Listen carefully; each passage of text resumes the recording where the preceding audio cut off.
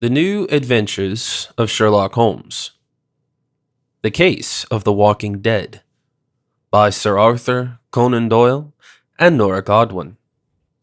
Narrated by Bryan Godwin. It was late afternoon when Holmes was working at his lab table while I was looking over my notes on our case in the Royal Botanic Gardens of Kew over a cup of tea. To me, this was a special case for two reasons. First, us being at the scene by mere coincidence, and second, the fact that we were involved in the police investigations in such a way. I tried to stay out of Holmes's experiments since all sorts of smoke, banging noise, and burning smells emitted from his lab desk. It is not that, as a physician, I am not interested in physics or chemistry, and moreover pharmacy, but for reasons of self-protection that I had decided to stay away and keep a certain distance, especially since it was very likely that I would end up as a guinea pig for Holmes's experiments. Considering this, I already had a bad feeling when I suddenly heard Holmes's loud voice. "Eureka!" he shouted, followed by, "Come here, Watson, I could use your help." I rose with a clearly audible sigh and did as commanded. "Listen, Holmes," I immediately demanded. "If it would not cause you too much trouble, I would like to stay physically intact." Holmes smiled mildly and pointed to a pot in front of him that contained a bubbling brown liquid. "Don't worry, my dear friend. I won't let you taste this soup. It's highly toxic." "Very caring," I replied, noting that now the liquid started boiling harder. A significant amount of steam was created, and that right under Holmes's nose. "But, Holmes, what about the steam? Couldn't it also harm the body by inhaling it?" "What did you say?" asked Holmes with an incomprehensible expression, his face slowly disappearing in a cloud of steam. "Well, my dear Holmes," I said, "if the liquid is already toxic, then boiling it would imply that it evaporates. Therefore, droplets of it would condense and could penetrate your airways and thus easily get into your organism." In the next second, Holmes fell to the ground with a loud thud, almost like a stone. "Holmes, for God's sakes!" I cried. Immediately I turned off the Bunsen burner, opened the windows, and then took care of my friend. I had to turn Holmes on his back first because he had flipped sideways and eventually landed on his stomach. He was unconscious, but pulse and breathing were present. Apparently, he had inhaled so little steam that there was no serious danger, and he only fainted for a brief moment. So I just slapped Holmes on the cheek several times and slammed him with a newspaper. After a few seconds, he woke up and looked at me confused. "Good morning, Holmes," I said. "Welcome to the living." Holmes slowly straightened up as I supported his back. "What happened?" he asked, looking disoriented. "You almost managed," I said, "to poison yourself." Immediately, a smile covered his face and he jumped up. "Excellent!" Holmes exclaimed. "It works!" "It works?" I repeated with a dubious undertone. "Certainly. Flawless!" triumphed Holmes. I immediately lost consciousness. "That's great." But I didn't know what to make of it, so I politely said, "Well, Holmes, congratulations, but what would you have done if I hadn't been here?" "Well, I thought you would," Holmes said calmly. I, for my part, was going to catch you if you had fallen over and put a pillow right over your head." I understood immediately. "Holmes, for God's sakes!" I was outraged. "You actually wanted me to inhale this stuff, didn't you?" "Well, how else should I carry out an empirical observation?" he replied, looking at me with an innocent face. "Self-experimentation is certainly only the second best solution." "That's enough," I cried, taking a coat and a hat and heading towards the door. "I have to get out of here. I need fresh air and a break." "A pause?" repeated Holmes. "What for?" "From you," I replied. "But Watson," Holmes asked, "do I feel a slight hostility here?" I literally snorted. "Of course, Holmes!" I'm going for a walk now, and then when I come back, who knows? Maybe I'll be stabbed by a scorpion for fun. Only the future can tell." With a jolt, I opened the door and stormed out. But to my surprise, there was a man in front of me who apparently just got ready to knock on said door. "Good morning, sir," I said to him. "If you want to die, you've come to the right place." Then I pushed my way past him, ran down the stairs, and left the house. In the end, I only walked around the block once until my anger was settled. While being gone for about 15 minutes, I missed out on the conversation Holmes had with our guest who had come to Baker Street. Later, I was informed about its content by Holmes. Anyways, I will write down what I was able to find out as accurately as possible. The man, who wasn't announced as a visitor, looked at me in surprise after my heated departure, then turned to Holmes. "Excuse me if I bother," he stammered, but I'm looking for Mr. Sherlock Holmes, the detective." "Right here," Holmes replied, rushing to the door and reaching out to the man. "Sherlock Holmes, at your service. And you are?" "My name is James Miller," replied the man, who once again looked at the exit uncertainly. "Very pleased, Mr. Miller," Holmes said, and offered him a chair. "Don't worry about Dr. Watson, who was just left us. He probably took something the wrong way. He thinks that I was going to poison him." "Poison?" asked Miller, who had just taken his seat and got up again. Holmes placed his right hand on Mr. Miller's shoulder and gently pushed him back into the chair. "Don't worry," he assured. "Currently, I don't feel like poisoning anyone, but if I were to poison anyone, you and Dr. Watson can be sure that it would be done completely unnoticed." "How reassuring," Miller replied. "Well, sir," began Holmes, who also sat down, "what can I do for you? I suppose you came here with a specific reason?" He then gave the guest a cup of tea and leaned back. "Right," Miller said. "I want to report a murder." "A murder?" asked Holmes, largely unaffected. "If you want to report a murder, you should consult with the police at first." "Of course," the guest confirmed. "But in a way, it's too early to do that. Once I've told you my story, you will understand why." "Then please," Holmes said with an inviting hand gesture, "don't let me stop you." Miller pulled out a handkerchief and wiped the sweat from his forehead. "You need to know," he said, breathing heavily, "that I came to you immediately after I became aware of an assassination attempt, or rather, when I had fully grasped the underlying circumstances." "So you are a witness to the crime?" Holmes asked. "Kind of," Miller replied. "And what happened exactly?" Holmes asked. "Was there a shooting, or was it a strangulation?" "None of the above," Mr. Miller explained. "I am talking about poisoning. This murder was to be carried out by the administration of a lethal dose of arsenic." Holmes was amazed. "How do you know exactly what substance was used?" "I'm a chemist, and I did the Marsh test," Mr. Miller said. "There is no doubt it was arsenic trioxide, added into a bottle of elderberry wine." "Elderberry wine. I understand," Holmes said. "And was the victim already autopsied?" Miller shook his head. "That was and is not possible, but it's not necessary either." Holmes raised his right eyebrow and asked, "Why not?" The guest hesitated for a moment, then said, "I am the victim, Mr. Holmes. I'm here to ask you to investigate the murder of me, and as you can imagine, I would like this case to be solved swiftly." For once, Holmes's face showed a sign of astonishment. "I understand," he muttered again, rising from his chair to walk up and down the room and think. After a moment, he returned to the table and remarked, "Well, you are not dead yet." Miller smiled.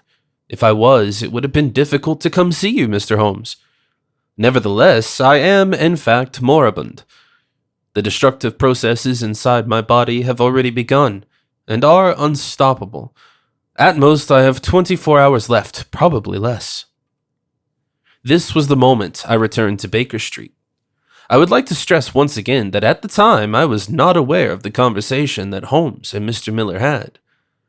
So I walked through the door with the intention of apologizing for my incensed behavior when I left, when I found the two of them having a conversation. Before I could say anything, Holmes began with an initial explanation. "Ah, Watson," he said, "there you are again.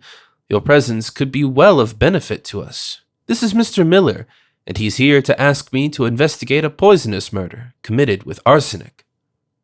I greeted Mr. Miller with a nod of the head and sat down at the table as well. "Arsenic?" I repeated. "Hasn't that gone out of date lately? Poison most commonly used against one's relatives to obtain their legacy. Highly toxic even in the smallest quantities. The metabolism is disturbed. After a few hours will follow severe nausea, vomiting, diarrhea, huge pain in the gastrointestinal area, unbearable convulsions in the arms and legs, followed by perceptual distortion and the complete cooling down of the dying body before finally death occurs after at least 2 days. This can then be regarded as a real redemption. We can be glad that the unfortunate victim is past. A horrible death." Of course, I didn't know why Holmes had tried several times in vain to interrupt my descriptions. Now he finally said, "Well, Watson, the victim has not yet died. It's Mr. Miller here." I immediately became aware that my graphic description did not help too much, and felt the immediate need to apologize. But what only passed my lips instead was my condolences. "Thank you, Dr. Watson," Miller replied, "but I know very well what awaits me. Until then, though, I would like to find my murderer." It goes without saying that we willingly took over this strange case, and we accompanied Mr. Miller to his apartment to see the crime scene. Although it was only a short walk to nearby Blandford Street, we made slow progress.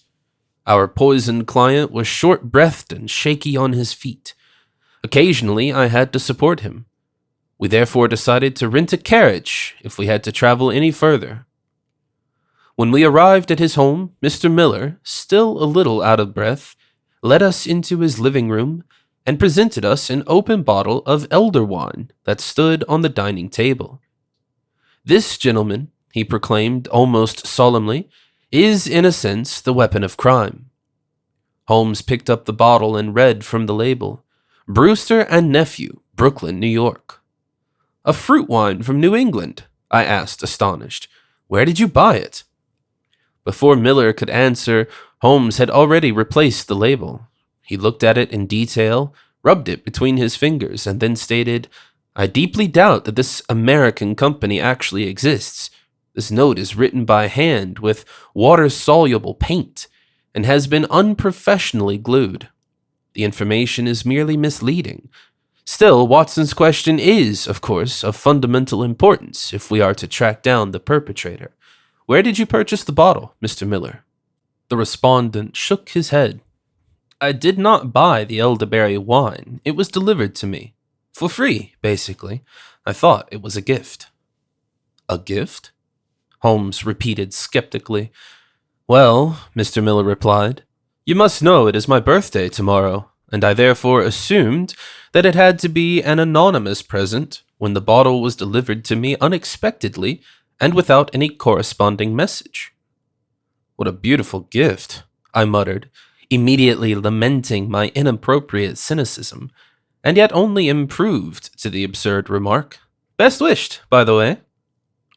While Mr. Miller was as irritated as he was polite in accepting my hasty birthday congratulations with a smile and a slight nod of the head, Holmes was already one step further. "The fact is, in any case," he said unmoved, "that the delivery man is our only point of contact. Who brought you the bottle, Mr. Miller?" He lifted his shoulders a little helplessly. "I don't know," he explained. "A young messenger boy. He had only received a note with the local address." "Did you in any way acknowledge receiving the gift?" asked Holmes. "Of course," Miller confirmed. "By signature. I even gave him a little tip." "Think of the paper you signed," demanded Holmes. "Was there anything on it? A letter, a name, a sigil, or even an address?" Mr. Miller pondered. He pinched his eyes, slammed his forehead, and then shouted, "Yes, yes! There was something, like a letter, a header. Karloff's Viands. That was noted on the paper." "I know the shop," I immediately interjected, "but it actually mainly carries specialties from Eastern Europe like caviar, vodka, Crimean sparkling wine." "In fact, it cannot be assumed," Holmes replied, "that elderberry wine is part of the usual assortment of that establishment in question. In any case, we will visit Mr. Karloff and ask." We left the apartment, with Mr. Miller only being able to descend the steps slowly and gently. In front of the house, we stopped a carriage, and I directed the driver to Leicester Square, where I remember the shop we were looking for was. The shop sign, Karloff's Viands, was freshly painted, and the shelves were full of exotic products from Slavic Europe. It was very clean and noble. The business seemed to be thriving. Behind the counter, we found a man of considerable size, with a powerful, almost square-shaped skull, dark eyes, and a long forehead. "That has to be the owner," Holmes said, walking straight toward the man. "Mr. Karloff?" he asked as he came to a halt in front of him. "That's me," the man replied in a deep voice. "Dobry dzień. How can I help?" It was completely impossible for me to classify the Slavic accent, somewhere between the Russian Ural Mountains and the Bulgarian strands of the Danube. "Zdravstvuyte," Holmes replied immediately. "What an interesting pronunciation. May I ask, Mr. Karloff, where you're from?" "Odessa," the shopkeeper replied immediately, and surprisingly one syllable. Holmes smiled kindly. "Well, sir," he continued, "you can be honest with us. My name is Sherlock Holmes, and these are Mr. Miller and Mr. Watson who are at my side. And your name is?" "Karloff," the businessman muttered, undeterred. "Stand on sign." "We are investigating a murder case," Holmes said, "so if you want to tell us your real name—" The supposed Mr. Karloff hesitated for a few seconds. Then he suddenly replied in completely accent-free English, "My name is Pratt, and I'm from West Sussex. However, I would be very attached to you if this could remain between us. My Ukrainian identity is part of the business." "Of course," Holmes immediately confirmed. "We're just interested in some information about your delivery service." "I understand," Pratt said calmly. "How can I help you?" "This morning," Holmes said, "your company has made a delivery in the form of a bottle of American elderberry wine to Mr. Miller here." Pratt shook his head. "We don't bring goods from the United States." And for the next sentence, he changed back to his Slavic accent. "Yankee brew not good. Russian is better." Then he turned to the camp and shouted, "Sasha, davai, davai." "I suppose Sasha is your messenger boy?" suggested Holmes. "He's my assistant," Pratt replied, "and supports me in all sorts of things, including deliveries. In addition, I also allowed him to make deliveries on his own, if it is on the same route he is taking." "That means," Holmes noted, "he also takes on external assignments?" "Yes," Pratt said, "so he can earn a little bit. Unfortunately, I can't pay him too much." The next moment, a narrow, pale guy with straw blonde hair appeared, at most 16 years old. "What is going on here?" he asked immediately when he saw us. "These gentlemen have questions about a delivery this morning," Pratt said. "I want you to give them all the information you have. This is a police investigation, and we are, of course, cooperating with the authorities." "Thank you," Holmes said, gently taking Sasha by the arm. "Let's go somewhere else." He pulled the messenger boy away from the counter so that the conversation remained confidential. At the shop door, we finally gathered as a group of 4, while Pratt pointed his ears in vain from the counter. The guy made a slightly intimidated impression, so Holmes assured, "Don't worry, Sasha. We only need you as a witness. Do you understand?" The delivery boy nodded and looked around. "You might remember Mr. Miller here," Holmes continued. "You delivered something to him this morning. It was an external job." "That's true," Sasha immediately confirmed. "I don't know the name, but I know the face. It was a bottle of fruit wine. Were you not satisfied, Mr. Miller? Is there a problem?" Before Mr. Miller was forced to answer, Holmes quickly said, No problem. Just a few questions. First of all, who gave you this assignment? Sasha didn't have to think long. A middle-aged lady, she introduced herself as Mrs. Smith. Holmes twisted his eyes at the name and said, "Would you recognize this woman again?" "I'm not sure," the messenger boy replied. She was wearing a large hat and a black veil that completely covered her face. She was dressed in completely black attire. I assume she was on her way to a funeral. That is why I expressed my condolences to her. "And how did she react?" asked Holmes. "A little weird," Sasha replied. "She just said, 'Not yet.'" Holmes folded his forehead. "That was all?" "Yes," the guy said. "Then she paid me, gave me the bottle, without a greeting card or anything like that, as well as a note with the delivery address." He grabbed his jacket pocket and pulled out a piece of paper. "Here it is, Blandford Street, number 77, door 5. Miller struck his forehead clearly audibly with his flat hand. "Door number 5, he repeated loudly. "You can't be serious." Holmes took the note out of Sasha's hand and looked. "Yes, number 5. Is there something wrong?" With a tormented smile, Miller replied, "I live on door number 6. An unexpected twist, which even astonished Holmes. "But that means," he began slowly, "that means the bottle wasn't meant for you at all, Mr. Miller. It was a misalignment."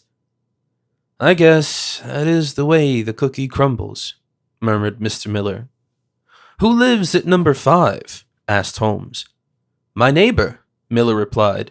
"Mr. Archibald Leach, a lawyer. He should have received the elderberry wine." Now Sasha also understood that he had made a mistake, but of course had no idea about how serious the consequences were. "Oh, I'm sorry," he said slyly. "Normally that doesn't happen to me. If you haven't opened the bottle yet, would you be kind enough to pass it on to Mr. Leach?" Mr. Miller, Holmes, and I looked at each other in shock. A few seconds of silence. Then Holmes pulled himself together and said, "Well, Sasha, no one will be mad at you because of this little error. We will take care of it. You can go now. Thank you. Goodbye." "Thank you, gentlemen," the boy replied in relief. "All the best, and please recommend me." With these words, Sasha disappeared into the store and left us alone in the street. Holmes then turned to us. "Hard to believe and most unfortunate. I don't think I've heard of such a case before. You were by no means the target of the attack, Mr. Miller." Our client was indeed a very unlucky fellow. The fact that he was now doomed only because of a false delivery added another pinch of tragedy to the case. As if it was not tragic enough beforehand. In Mr. Miller's case, this realization led to an immediate deterioration of his condition. He started coughing and then heaved onto the street. I helped him out with my handkerchief and lifted up the poor man. "What should we do now?" I asked, somewhat unsure considering our newly gained insights. "We have to go back to Blandford Street," Mr. Miller replied resolutely as he recovered. "It would be interesting to know who was looking for Mr. Leach's life, especially since the current attempt has failed so colossally. A repetition is by no means excluded. The perpetrator will hardly give up his plan. And then there is always the chance that he will be prosecuted for the accidental murder concerning me." About half an hour later, we knocked on door number 5 at 77 Blandford Street. It was on the same floor as Miller's apartment, just to the left of it. Immediately, a man, perhaps 35 years old, opened up to us, saying, "Yes, please, how can I help you?" But then he recognized his neighbor James Miller and became aware of his pitiful state of health. "Mr. Miller, is everything all right? For heaven's sake, you look like a walking dead man." "Well, that is the reason why we are here, Mr. Leach," Holmes said. "My name is Sherlock Holmes. I'm a consultant detective, and we're investigating an assassination attempt. Would you be willing to answer some questions?" Mr. Leach couldn't stop staring at Mr. Miller and casually said, "Yes, of course, gladly. Come in." He went aside and led us into his apartment. Immediately, he fetched a glass of water for his neighbor and gave it to him. "What happened?" he asked, obviously irritated. Holmes chose the direct route. A poison attack was carried out on Mr. Miller, but you will be even more interested in the fact that he has only accidentally fallen victim to this crime. Mr. Leach shook his head. What do you mean, accidentally? Mr. Miller was sent a bottle of fruit wine containing the appropriate toxin, Holmes said. However, it was a delivery error. The wine was actually addressed to you, and therefore intended for you. Intended for me? Oh no, this is horrific, Mr. Leach stuttered. He dropped on a chair and muttered, So now she really did. That immediately caught Holmes's attention. Who did what? Mr. Leach seemed absent, hesitated for a few seconds, and then replied, Elaine, my wife. I never thought it possible. Does your wife have any reason and intention to kill you? Asked Holmes. Mr. Leach pulled himself together and got up again. I don't think she has a justifiable reason, he said. But you need to know, Mr. Holmes, that we are living in divorce. Elaine is my ex-wife. And how did this separation come about, if I may ask? Said Holmes. When Mr. Leach hesitated with an answer, he added, This is not the right moment for hurt pride. Am I right to assume that you got cuckolded? Yes, she had a lover, Mr. Leach, who now seemed almost relieved. An officer. I never met him personally. In any case, we were legally divorced. On her default, of course. I am a lawyer. And that's why, legally, quite correct and morally deserved, she didn't get a penny. Well, that certainly infuriated your wife, Holmes said. But Mr. Leach shook his head. At first, she didn't really seem to care. But then she also left her lover when he transferred to India. And now she is alone and completely penniless, living in poor conditions in a small room in Whitechapel. Absurdly, she blames this fact, which is the result of her actions, on me. Did she threaten you? Asked Holmes. I'm not an inhumane person, Mr. Leach replied. I helped her a little bit when she ran out of money, but then she demanded more and I refused to pay for her livelihood. I advised her to look for a job. I haven't seen Elaine since, but I've received several letters from her. Letters? Repeated Holmes. Could I see them? Of course, Mr. Leach replied. He went over to his desk, opened the bottom drawer, and took out a few sheets of paper and handed them to Holmes. He began to look through them. Some passages he recited aloud. Archie, you vermin, miserable egotist, letting me go to the dogs, shall rot in hell. Rather be careful, my knives are sharp. Holmes raised an eyebrow and said, Well, a threat no doubt, but is it serious? I'm advocating a yes, Mr. Miller interjected, very emotional. What Holmes wanted to put up for discussion, I added, is whether this letter already indicates Mrs. Leach's culpability. We can speak of circumstantial evidence for the time being, but we do not yet have any evidence. Right, my dear Watson, Holmes said, but we will soon have another verification or a falsification. He pulled the label of the elderberry bottle from Mr. Miller's apartment from his pocket and compared the letters with the ones from the letters. Then he showed the label to Mr. Leach. What do you think? Is this your ex-wife's writing? When Mr. Leach answered affirmingly, Holmes said, All right, that's my assessment. Gentlemen, the case is therefore solved. The following happened. Mrs. Leach wanted to poison her divorced husband. By an unfortunate coincidence, well, Mr. Leach, in your case, more a fortunate one, was not the target, but the uninvolved Mr. Miller, who became the victim of the attack. However, this does not change the perpetrator. Mr. Leach didn't really know how to handle the situation. I'm sorry, he stammered. Somehow I feel like I'm partly responsible. But Holmes did not allow such emotion. Discard that, he advised emphatically. It is essential that you helped us to clarify the crime. We have known for a long time that the poisoning can no longer be undone. And what are we going to do now? Asked Mr. Miller. Do we tell the police? Holmes shook his head. It is still too early, but that's just my concern. I will immediately visit and convict Mrs. Leach. The arrest itself is only a mere formality. You, Mr. Miller, are already too weakened for such actions. Do you have close friends or family to whom we can take you for the time being?" "No," Mr. Miller replied. "I'm alone in London. My family lives in Manchester." Holmes thought for a minute, then said, "In this case, it will be best if Mr. Miller is taken to Baker Street. He will need help and medical assistance. Watson, please accompany him." And so our paths separated. While I returned with Mr. Miller to our Baker Street accommodation, where Mrs. Hudson provided us with an extensive supper, Holmes headed to Whitechapel to take Mr. Miller's killer into custody. It goes without saying that I have not personally witnessed the following events. They only became known to me at a later date, and I am trying to write them down here as truthfully and objectively as possible. It wasn't exactly the best residential area, where Mrs. Leach stayed with a room rental company that was just affordable for her. Downed houses, partly wooden barracks, a horde of the stranded and outcasts by society. That this would have had an impact on the mind of the alleged perpetrator was understandable, although no excuse. With 3 powerful blows, Holmes knocked at Mrs. Leach's room door. Within a few seconds, it was opened. "You wish?" asked a lady who had undoubtedly seen better times, but still exuded a certain elegance. "My name is Sherlock Holmes," Holmes replied.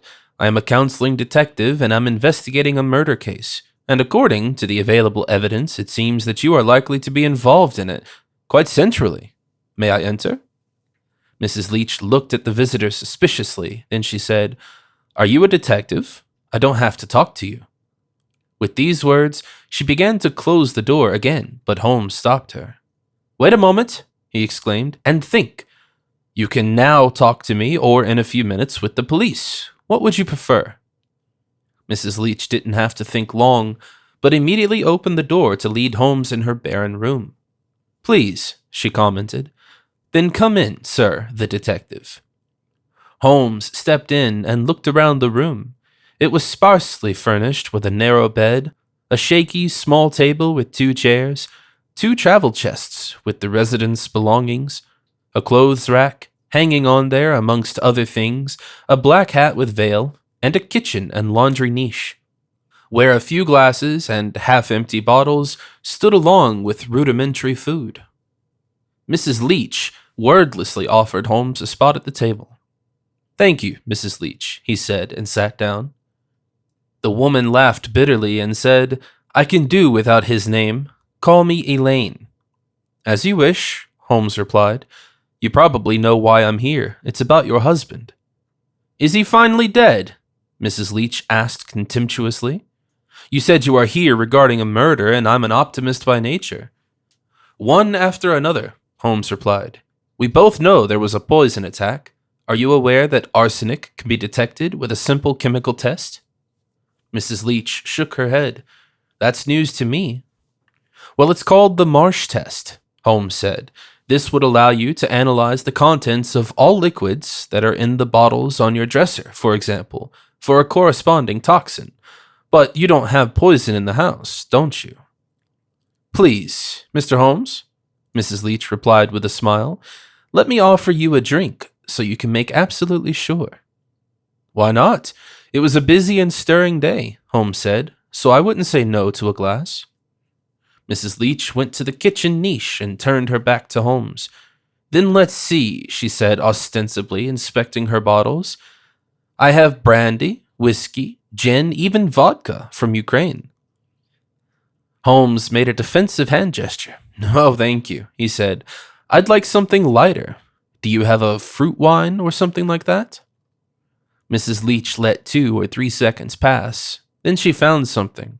"Here, I would have a bottle of elderberry. Would you be interested in that?" "Sounds delicious," Holmes replied. "Is it coincidentally from North America?" Once again, Mrs. Leach laughed. "But no, Mr. Holmes. Who would send a simple fruit wine on such a long journey? To be honest, this bottle has no label. I still suspect a local producer, though." "Should be right for me," Holmes shouted, leaning back comfortably in his chair. Meanwhile, Mrs. Leach filled 2 glasses with elderberry wine. She covered up this process with her body. Holmes could not see that she was adding something into the left glass, which would later turn out to be arsenic trioxide. Then she came to the table with both glasses and put the poisoned glass in front of Holmes. "There you go, sir," she said, and also wanted to sit down. "May I have a sip of water along with that?" asked Holmes, leaning forward again, grabbing his glass. "Of course," Miss Leach replied. She also placed her glass at the table, turned around, and walked the few steps back to the kitchenette. There, she took the water jug and filled a cup with water, which she returned immediately. "Thank you," Holmes said, as she brought him the mug and sat on the second chair. Then he lifted the glass with the elderberry wine with the words, "Blessed be," and drank it in one go. Mrs. Leach observed the process unmoved, but did not drink herself. After a few seconds, she began, "Well, Mr. Holmes, you said you would investigate a poisoning, and it would be about my husband, to be precise, my ex-husband." Holmes coughed and put down the glass. "Right," he replied, carefree. "Well, my assistant, Dr. Watson, has a theory. He suspects that you are responsible for the poison attack, that you wanted to murder your husband, your ex-husband, in order to take revenge on him." "And do you believe your assistant?" asked Mrs. Leach. Holmes took a handkerchief out of his coat and wiped it over his forehead, then coughed again. "Excuse me, Elaine. While Dr. Watson claims to be starting from the method of deduction, it seems to me that he sometimes draws hasty conclusions. Nevertheless, in your case, he is quite sure, even deadly certain." "You should listen to your assistant more often," Mrs. Leach said. "He's obviously a smart man and a capable investigator." With a pain-distorted face, Holmes grabbed his stomach. "I'm afraid I'm not feeling too good," he muttered. Then he rubbed his eyes. "And now I suffer from visual impairment. Something is wrong with me." Mrs. Leach smiled privately. "That's normal, Mr. Holmes. With the large amount of arsenic you've just consumed, the body reacts quickly, much faster than my husband. But don't worry, it's going to be over in a few minutes. Relax." "Much faster than your husband?" groaned Holmes. "Do you mean that you added the arsenic to the bottle of Brewster and Nephew and had it delivered via Karloff's delivery service?" "Smart observation," Mrs. Leach confirmed. "It's just a pity that you can't tell anyone anymore. Yes, I poisoned Archie, and this rat deserved it. I'm glad he's dead. Your death, however, Mr. Holmes, is a regrettable collateral damage, but necessary." Then she took the glass of elderberry wine that stood in front of her and raised it to a toast. "Cheers, Mr. Holmes, the great detective whose life is now coming to a miserable end. May you rest in peace." Holmes coughed again theatrically, then suddenly straightened up and said, "You shouldn't drink this, Elaine." Mrs. Leach made a surprised face and asked, "Why not?"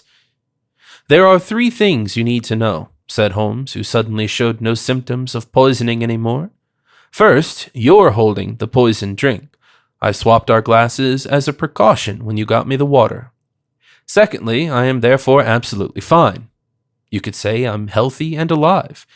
And thirdly, I regret to have to tell you that your husband has not died at all." But that's not possible," stuttered Mrs. Leach, who briefly seemed to lose her temper. "How could this happen?" "The delivery boy made a mistake, and the bottle of the poisoned wine went to your former neighbor, Mr. James Miller," Holmes said. "You won't be able to be charged with the murder of your husband, but you will be held responsible for Mr. Miller's death, and rightly so, but this circumstance made it more difficult to convict you." Mrs. Leach slowly understood the connections and shook her head soberly. "Mr. Miller?" she repeated. "I didn't want that. He was always friendly and proper. But you, Mr. Holmes, you took me to the cleaners. Aren't you ashamed?" Holmes smiled. "Well, Elaine, I fully take responsibility for tricking you. The question of conscience, however, is undoubtedly leaning more towards your part. You wanted to kill your husband. You have killed Mr. Miller, And you have tried to murder me, which, if you allow, I will take a little personal." "I did not mean to hurt you personally," Mrs. Leach replied, looking quite honest. "Actually, I'm relieved that it's over. What will happen now?" Holmes rose from his chair. "Inspector Lestrade from Scotland Yard is waiting outside the door," he said. "He's here to arrest you." Mrs. Leach looked at the door, then into Holmes's face, and finally at the poisoned glass she was still holding. "Life in prison," she muttered, almost absent from the mind. "Or would you rather have the immediate death penalty?"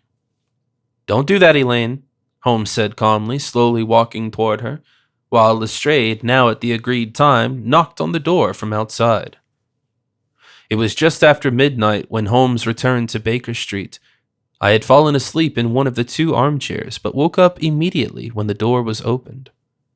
The next moment, Holmes stood in front of me and made a rather weary impression as he took off his coat. "Is it over?" I asked succinctly. Holmes nodded. "Yes, Mrs. Leach will not poison anyone any more."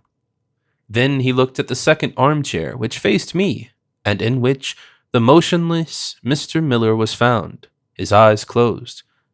"How is our guest doing?" "He's asleep," I replied. "I tried to make the last few hours as pleasant as possible. I had Mrs. Hudson cook for us, sacrificed my most expensive scotch, and told him my best anecdotes. But Mr. Miller's physical condition deteriorated rapidly. He's in severe pain." "Luckily a doctor was there," Holmes said. I breathed deeply.